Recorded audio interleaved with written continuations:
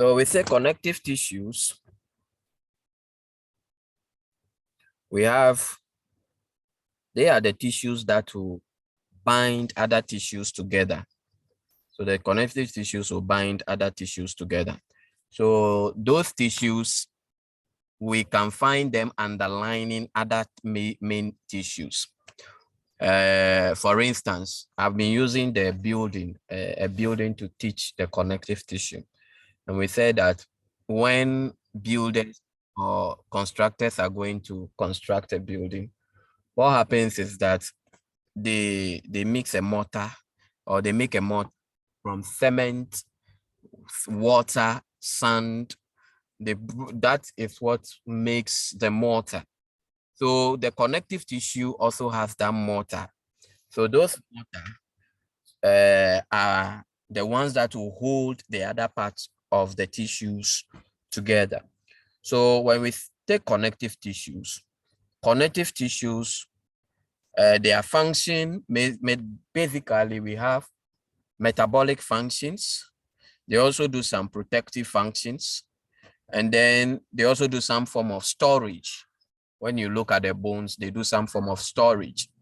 So these are the functions that connective tissues will do.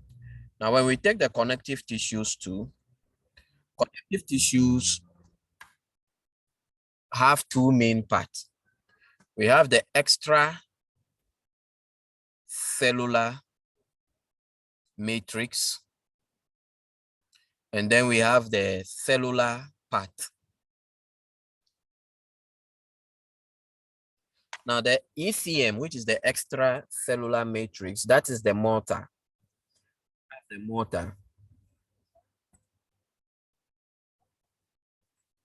This ECM is made up of some amount of water, GAG, that's glycosaminoglycans, PGs, proteoglycans, and GPs, glycoproteins. So these are the ECM parts of the connective tissue. However, when you come to the cellular part of the connective tissue, you are going to see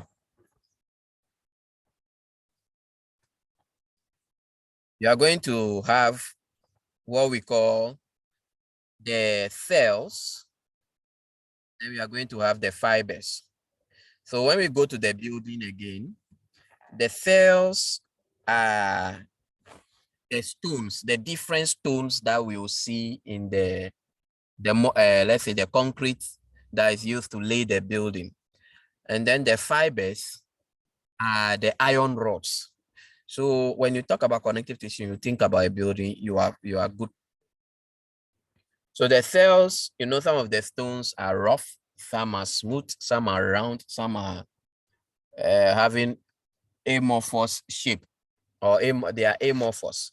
So what it means is that the cells too are different. We have fibroblasts, which are responsible for making the fibers. They grow to make the fibrocytes. Okay. Then we have the adipocytes. They will make the fat cells. We have the mast cells for inflammation. We have the immune cells.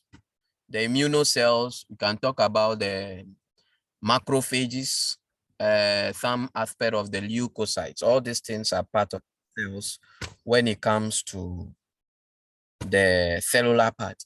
And then the fibers, we have three basic fibers. We have the collagen fiber, which is the thickest of them all. You cannot bend it, and it is inelastic. Then we have the elastic fiber, which is a bit smaller. So you see, when you take the iron rods too, some are bigger and some are bigger and some are smaller. So it's the same thing that is happening here. When you take the fibers, the bigger ones are the collagen, and then the smaller ones are the elastic ones. So, and then you realize that we use one when they are making, especially doing the pillars. You see, they use some tiny ones to hold the rods together. Those ones are also inside here, which we call the reticulin fibers. The reticulin, they are more in chemical shape. So these are the components of the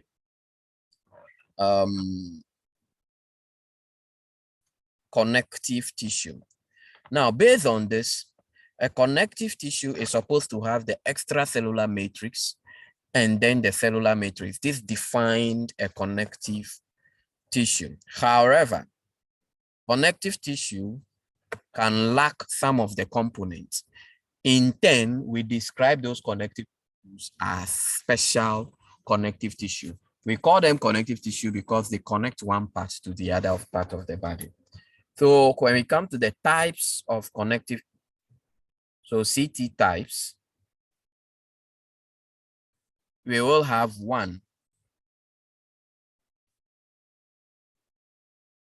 We will talk about the first connective tissue type we will talk about is the true connective tissue, true or proper.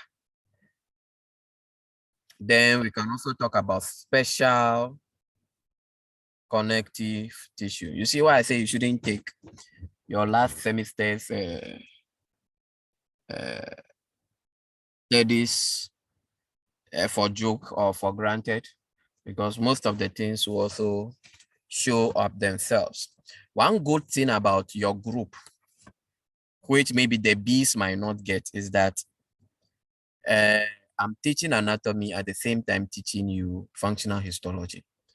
So the anatomy will give you a broad idea of the gross nature and then the link ups and everything, whilst the functional histology is going to teach you tissue-wise.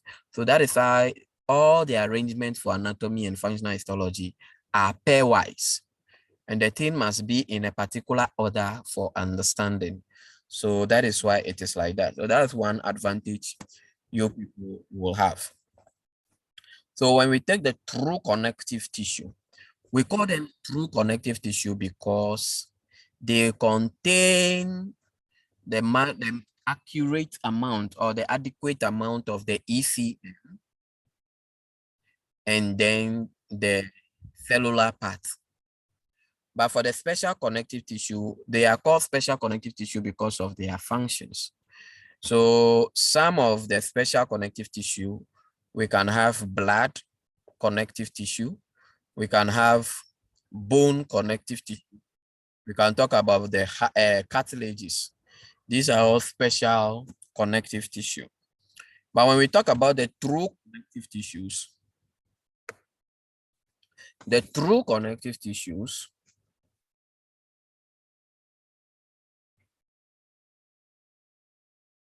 they are also classified into two main parts.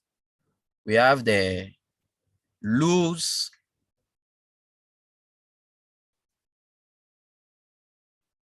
areolar or loose connective tissue, and then we have the dense connective tissue, the DCT. Now, we say loose because they have more cell than fibers. For instance, when you are doing a pillar for a building, you don't have enough fiber inside. You see that the building will be weak, it will be loose. And when you have a lot of fiber, which is the iron rod inside, the building is strong and it is dense. So that is the same thing that happens here. So the loose connective tissue, we can have the areolar connective tissue. Areolar is the most abundant type of connective tissue. And then it is what? Having approximately equal amount of the ECM and then the cellular parts. And then we can also have the loose adipose connective tissue. We can have the loose reticulin connective tissue. Depending on the cell that is dominant, it becomes that type of loose connective.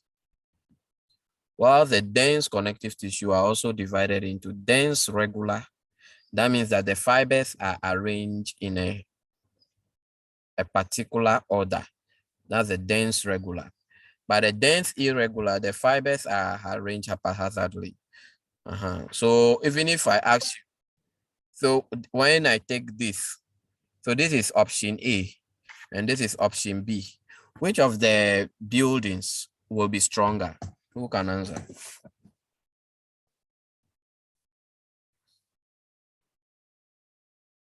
Anybody? Which of the buildings will be stronger? Dense, regular, and dense, irregular. Anybody?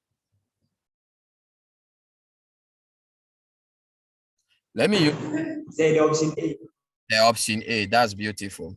So what is going to happen is that I'm giving you, citing another example.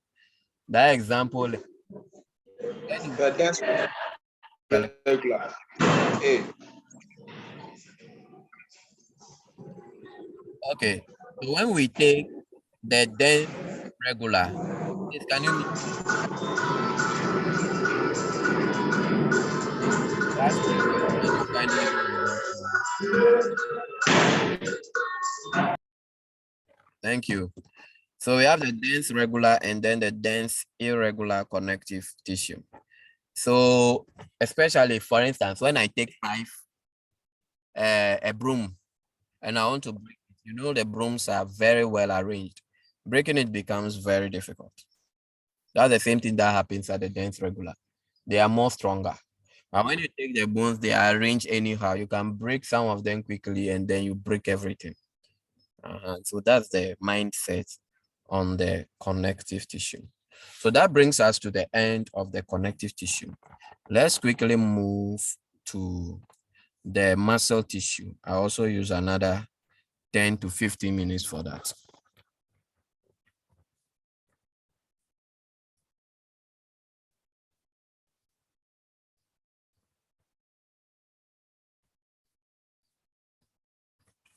So when we take the muscles,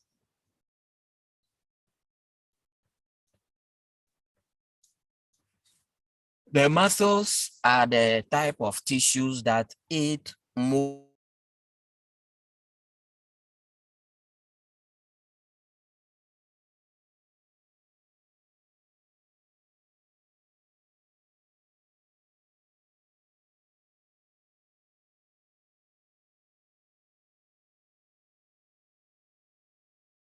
Can you guys hear me now? My network went off. Can you guys hear me now?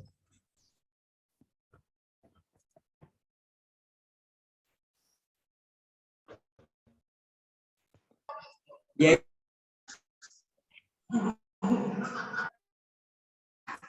I'm trying to change my network to see which one will be.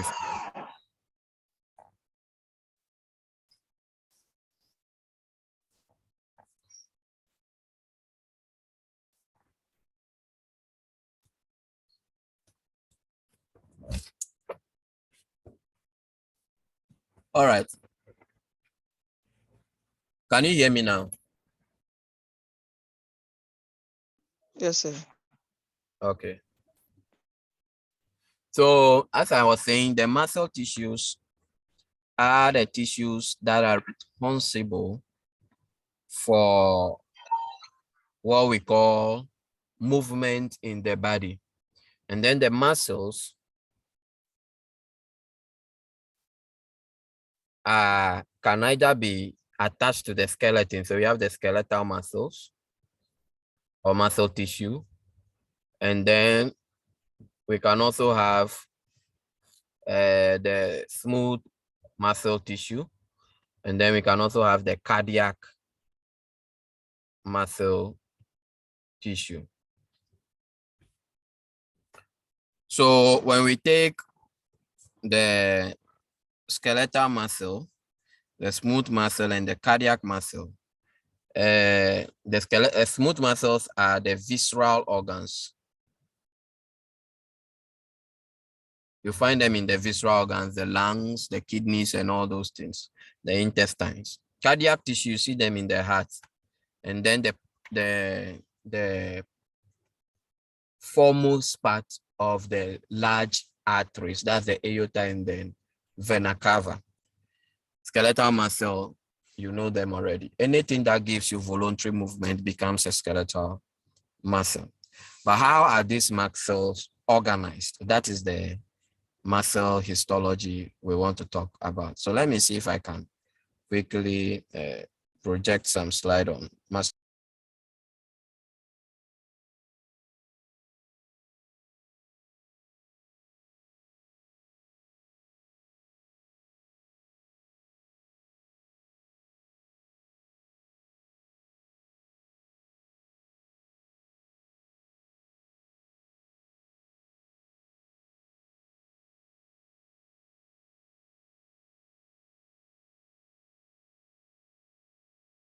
Hello, can you hear me? Yes, sir. Okay, can you see the slide? Yes, sir. Okay, so muscles, as I was saying, we have three types: the striated, which are skeletal muscles, and the cardiac muscle; the non-striated, which is the smooth muscle. And as I said, the function of the muscles are for movement, stability, communication. We did this same thing last time. And then some of the properties of muscles, what you see to know that muscle is a muscle is that they are able to respond to chemicals, that's electrical stimuli. They are able to conduct, allow to contraction and relaxation that will allow for movement. And then they are able to what? Conduct. They are also able to extend, and then they are elastic. So those are the functions of muscles. Now, muscles can actually do that function because of the tissues that we find within them. So the contractile tissues we find in muscles are the actin, the myosin, the troponin, and then the tropomyosin. So the interaction between the actin and then the myosin, which are the main contractile proteins, will allow for movement. So the actin filaments are the thin filaments and the myosin are the thick filaments. So we also call the myosin filaments as what? Anisotropic. And then the actin filament as isotropic. So anisotropic and then isotropic. Who can tell me what the meaning of isotropic is?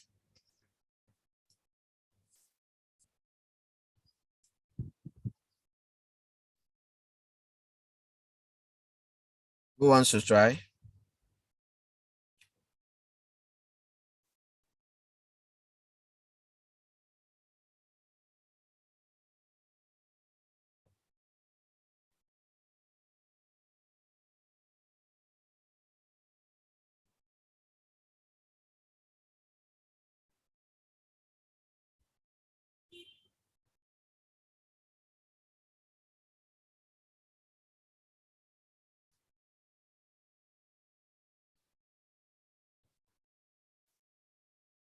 Okay, it seems nobody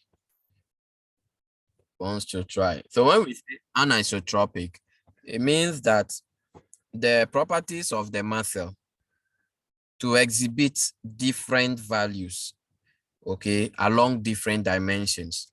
So that is the meaning of that. So if they are not able to do that, they become isotropic. So actin and then myosin filaments are the myofilaments, which forms the myofibril. So we'll come to that. So the first thing is we are looking at the smooth muscle. I told you where they are found. So we look at the histology of the smooth muscle. So when we take the smooth muscle, a muscle will always have it be arranged in three layers. For instance, depending on where it is found.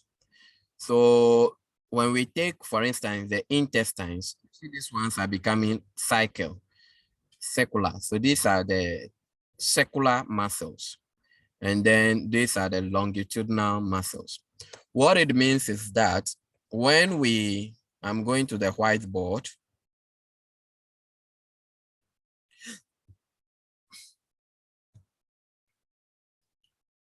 What it means is that when we take the intestine in this way and we cut it, and we are looking at the surface here,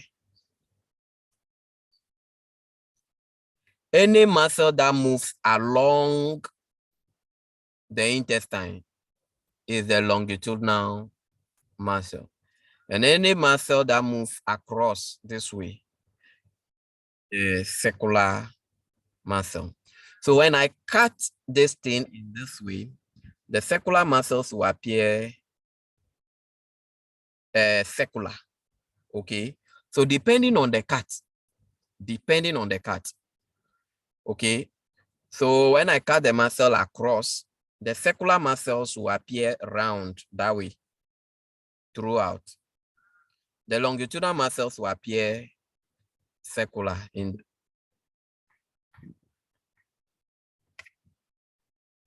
But when I cut along it, such that I am seeing something like this.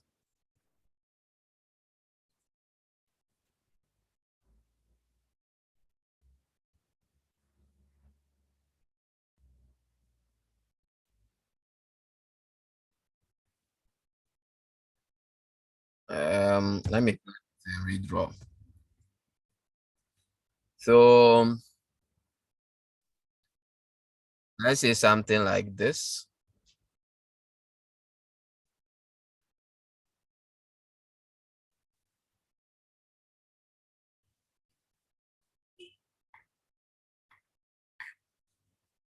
So when I cut it along, so we are looking here. So the longitudinal muscles will look like lines now. And then the circular muscles will look like that. The circular muscles are actually interior. But when we are looking at on top of it, the circular muscles will look like lines like this.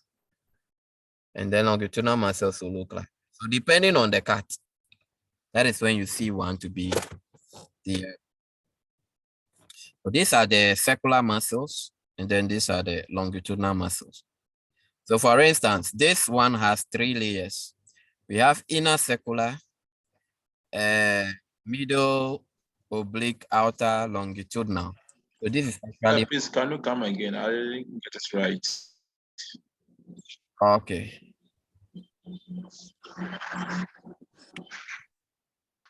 Are you looking at the whiteboard again? Are you still seeing the whiteboard? Yes, please. Yes, sir. Yes, sir. Good. So what I'm saying is that I'll clear and redraw for you again so that you appreciate what I'm saying. So what I'm saying is that, for instance, depending on the cut, a longitudinal muscle can appear circular, and a circular muscle can appear as lines. Or a longitudinal muscle can appear as lines, and circular muscles can appear circular. So this is your an intestine, which has something like this. So this is the intestine. That's the lumen of the intestine. Now, assuming I'm cutting this thing this way, that means I will just see the top. Okay, I'll just see the top. And assuming I'm cutting it along to, I'll see one side. That is what I drew here in this way.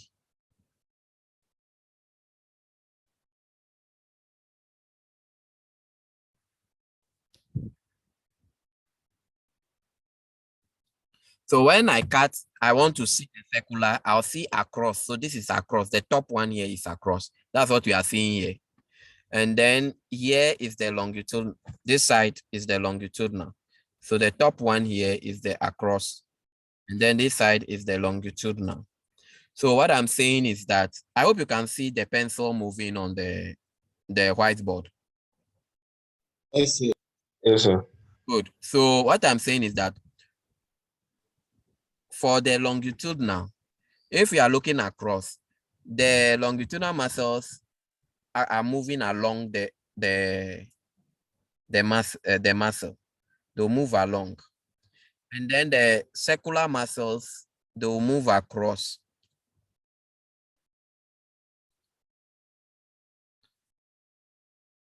Do we follow that first part? Yes, sir. Now, these longitudinal muscles that are moving along over here, when you see them across, when you see these ones across, they'll appear like round. You see a whole muscle bundle. But when you come along, they appear as lines. Then these inner circular muscles, when you see them along, they will also appear round. As I say, depending on the cut, a circular muscle can appear circular or longitudinal or as a line.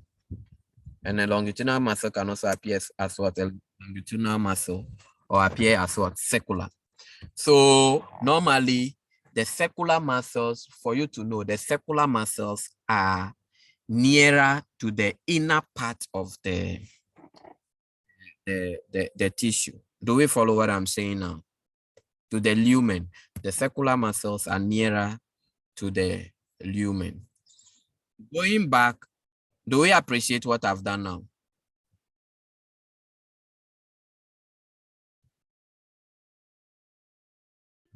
Hello, do we appreciate what I've done now? Okay. I didn't get it. Yes, sir. What Can will, you go over again? we are recording, so maybe when you listen to it over again, maybe it will be fine. Okay.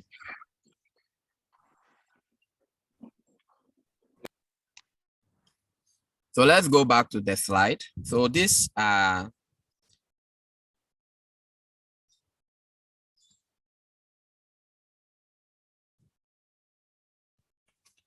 this is the circular longitudinal circular muscles. This is a connective tissue. What we are seeing here is a connective tissue. I'll teach you the difference between connective tissue and a muscle, how to identify them when we do the pre-lab before the lab section. So this is circular. You can see that they are appearing as circular. And these ones are appearing as lines. That's what I'm trying to say. Okay. So this is a muscle. This is a muscle. And because the muscle, the nucleus is centralized, it is a smooth muscle. Because we told you that last semester, did we treat muscles? Yes, we did, right? So muscles will have, the smooth muscles will have their nucleus in the central position. The skeletal muscles will have their nucleus at the periphery. Let me just go and explain that again at the whiteboard.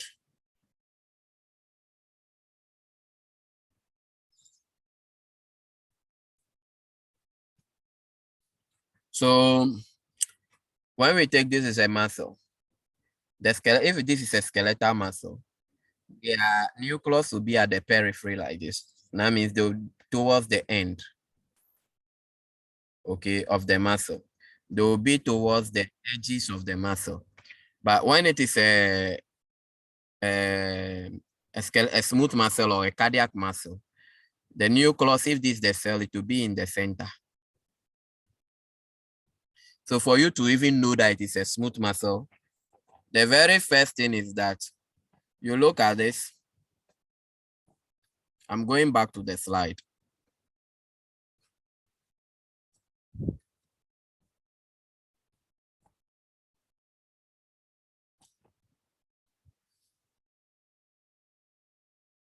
Can we see the slide?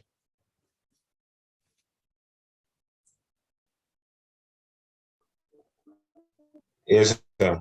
Good. So far as we can see, the muscles at the middle, especially using the cyclical one, the circular one, you can see the nucleus in the center. It tells you it's a smooth muscle. This is a smooth muscle. And it is also a smooth muscle because it has one layer of circular and one layer of what? Longitudinal. In skeletal muscles and cardiac muscle, you don't see those differences. You don't see longitudinal and circular. It is only smooth muscles that you see circular, oblique, longitudinal. But when you come to cardiac muscle, you don't see circular or longitudinal and those things. It is just one arrangement. Same applies to the skeletal muscle.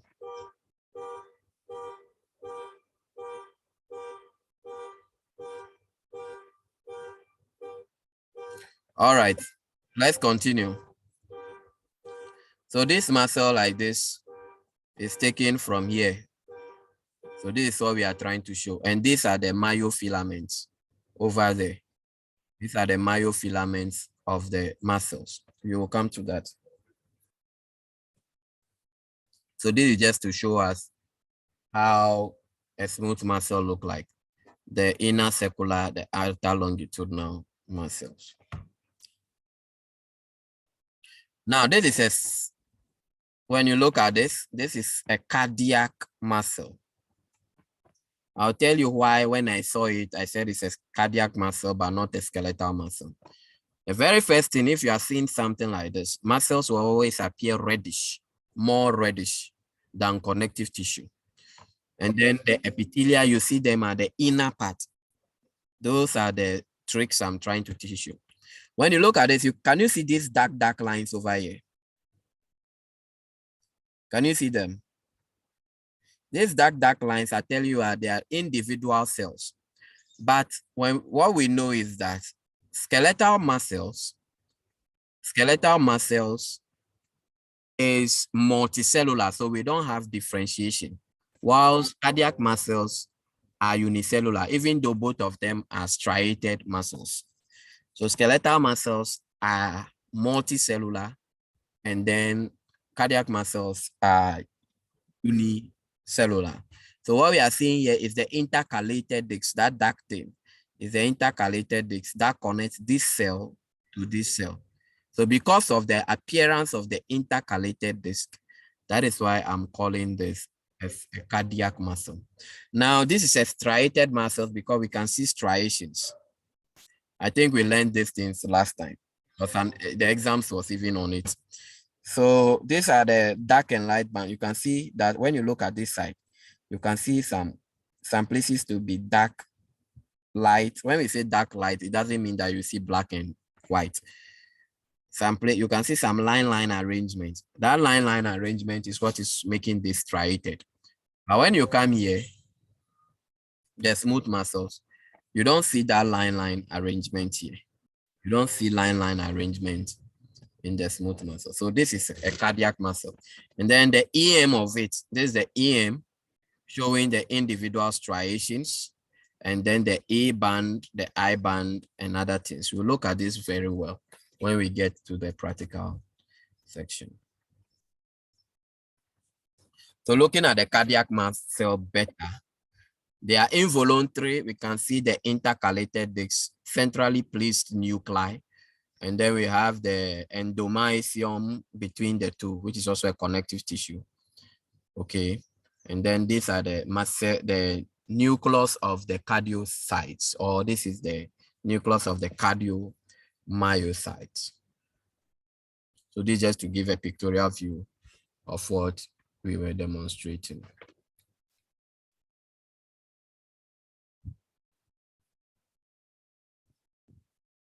So we quickly move to the skeletal muscles. So the skeletal muscles, what I was talking about, you can see that this muscle, you can see the nuclei at the periphery. Can you see it? It's at the edge. So that is why this is what? A skeletal muscle. And also I cannot see differentiation in the cells. You can see that this cell like this has 3 nuclei, 1, 2, 3. So we tell you it is multicellular. Okay, it's a multicellular muscle. Oh. And then the skeletal muscles are voluntary. So they are innervated by the somatic nervous system. We will learn this when we come to anatomic well. And then the involuntary ones will be innervated by the autonomic nervous system. So look at this. This is a skeletal muscle. You can see that there is no nuclei in the center, but the nuclei are the outskirts. You can see the nuclear outskirts. So this is what we call peripherally located nucleus or peripherally placed nucleus. Peripherally placed nucleus. So we have this peripheral nucleus, and then the muscle itself is here. So you can see all of them are having this muscle nucleus at the outskirts. That's the peripheral nucleus. Now, what are the connective tissues in the muscle? So I'll go back to the whiteboard to quickly display that, and then we can continue with the nervous tissue. This thing we learned them last semester, so I'm just going to give a recap on it. So we said that when we take a whole muscle organ, this is a whole muscle organ which is being covered by something we call the epimysium. Now within this whole muscle organ, we have smaller bundles. And these smaller bundles are known as the myofascicles. Now I'm going to project one of the myofascicles out, and we have that. So the connective tissue that surrounds the bundles, the smaller bundles within the myofascicles, is known as the perimysium.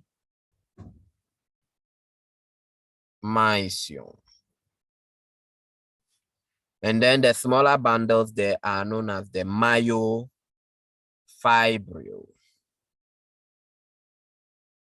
These smaller myofibrils also have smaller bundles inside. Those bundles, I'm drawing it here, they are known as the myofilament. And then this myofilament will contain the thick and then the thin filament. So the thick filament is the myosin.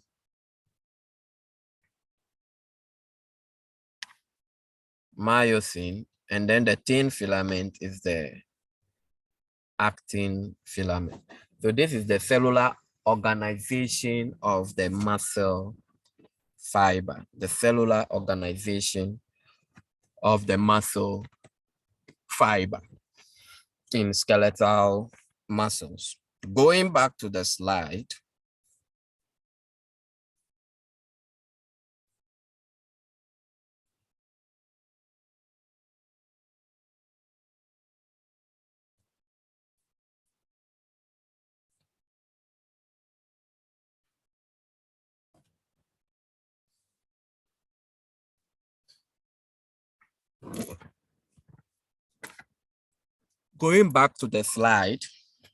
so this is what I was trying to explain. Can we see the slide?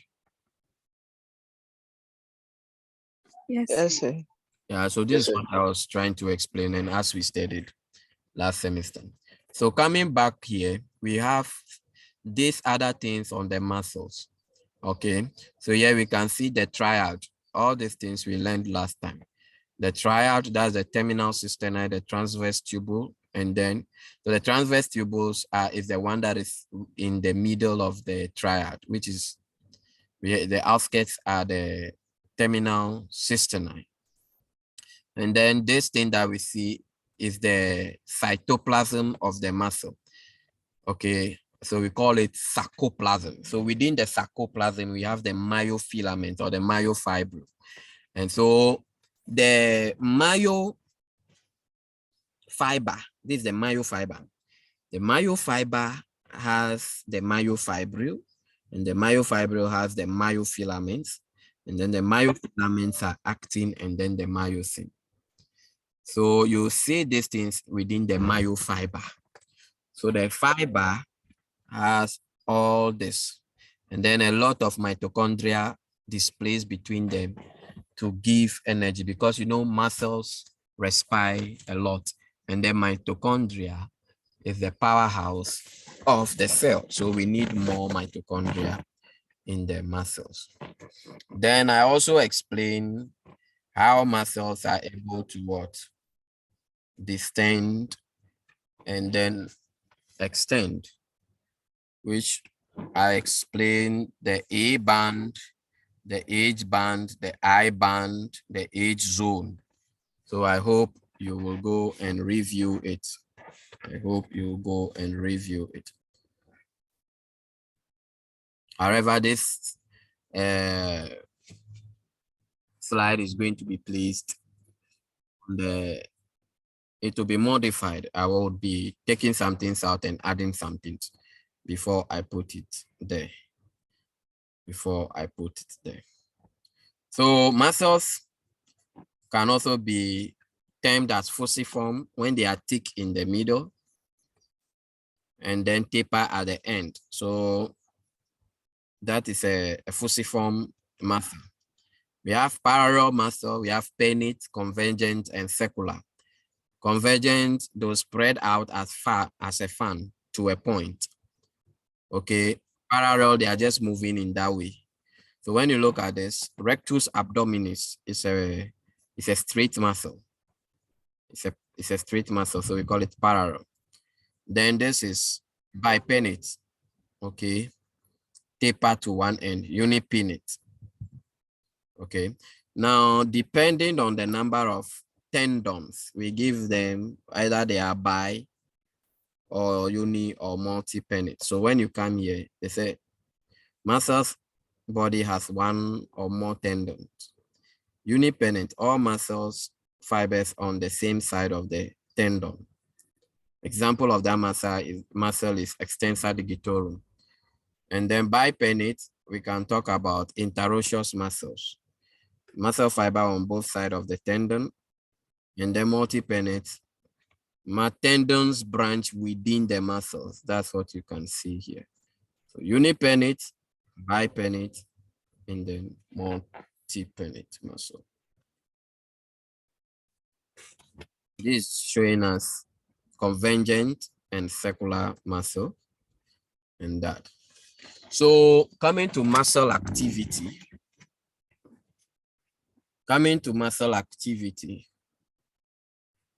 Muscle have what we call the agonist or the primal mover. These are the muscles that will initiate contraction.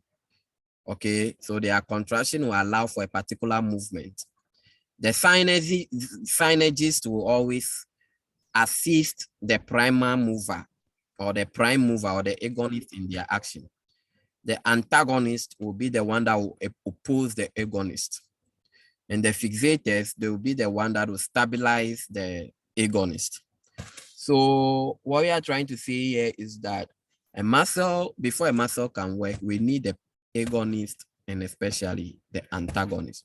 So when you take the brachial section of the human body, that's your arm.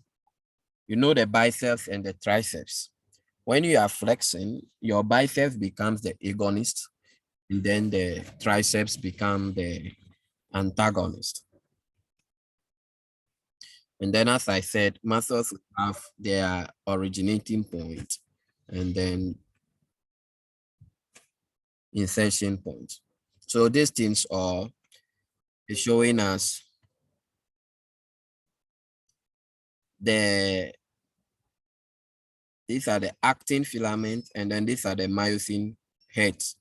So as we discussed, the myosin have heads which form cross bridges with the actin filament.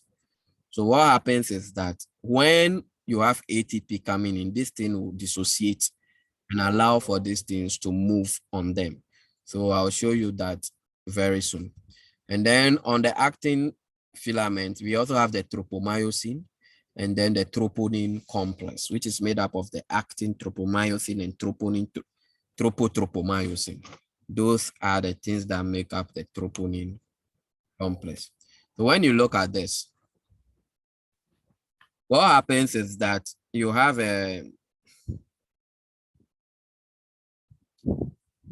myosin heads hydrolyze, these ones will hydrolyze ATP. That means hydrolysis means that there is going to be dephosphorylation and then become oriented as and energized. So when this hydrolyzes, energy will set into the myosin heads They will orient so that they can attach to the specific part of the actin filament. So this is what is going to happen. After the hydrolyzation, myosin heads bind to actin, forming cross bridges. Then the myosin heads will rotate towards the center of the sarcomere.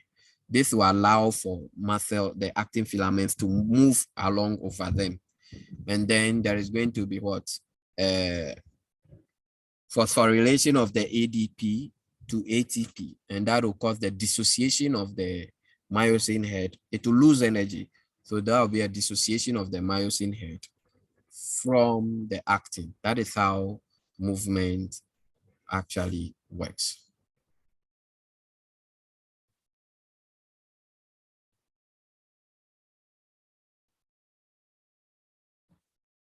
So briefly, this will bring us to the end of muscles. The other things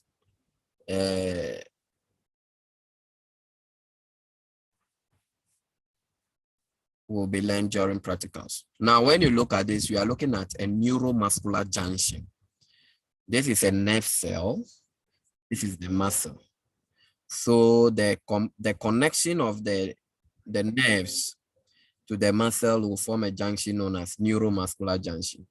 And this is what we see here. So this is the neuron, and then this is the muscle.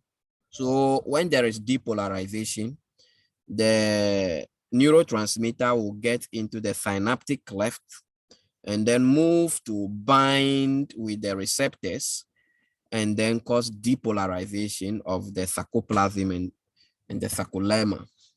So when this happens, then the hydrolysis I taught you earlier and functions happen, and then there is muscle movement. This is just to briefly discuss on muscles.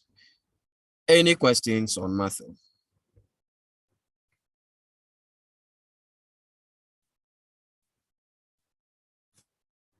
Any questions on muscle?